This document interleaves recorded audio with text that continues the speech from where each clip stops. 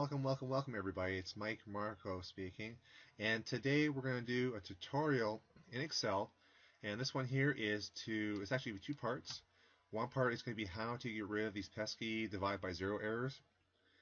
There's different ways of approaching this, but now with the new version of Excel, there's actually even an easier way of handling those type of errors, and also how to put check marks at the beginning of rows. Okay, so really, to do in the tutorial, normally in the past, there's different ways of doing this. You could have done a complicated, see if we're going to look at this expression here, let's just copy over here for an example. And what I'm going to do here is put this in here, and sometimes what you would do is say if, let's see here, if, in the past, you might have done if, let's see here, D6 equals 0, comma, then maybe leave it a blank, or put an error message, and then you would close parentheses. And basically what it does here, it would do the if D6, which is the denominator, equals 0, that means it would be divided by 0 error, then just make it blank cell. Otherwise, you do division. And that would normally have solved the problem. Oops. What did I miss here? Let's see here. If I have way too many parentheses. There we go. So that's what would work right here. So it'd be a pretty straightforward expression. And but it's still a little more complicated, and it can be a lot more complicated depending on what your expression is. With the new version of Excel, it's really quite easy now. All you have to do is use the if error, okay, and then comma whatever the if error is. So in this case here, or whatever you want to do with the blanks or whatever. So basically, you do the expression as normal. But if for some reason the expression comes up with an error, it gives you an error message says, or whatever kind of message you want to put here, make it a numeric value or whatever, and that's all there's to it.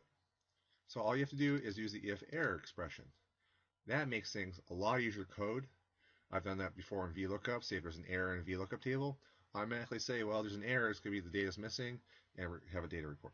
There's so many different useful ways of using the if error statement. I can't even go into it without spending quite a long time. So now that you know about it, take a look at your expressions you use in Excel and see where you can use it as well.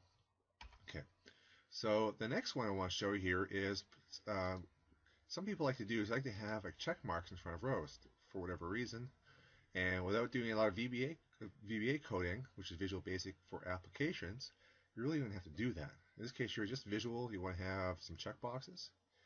Probably the easiest way of doing it, let's go under Developer, and let's go into Insert, and Checkmark. And we'll go ahead and let's see here. I have a lot of things going on in the background here. So here we go. There's Checkmark right here. So let's go ahead. And we can move it here. And probably what I want to do is get rid of the text. So there you go. I have my check mark. Now, a little trick, you can't really normally select it. There's different ways you can do it.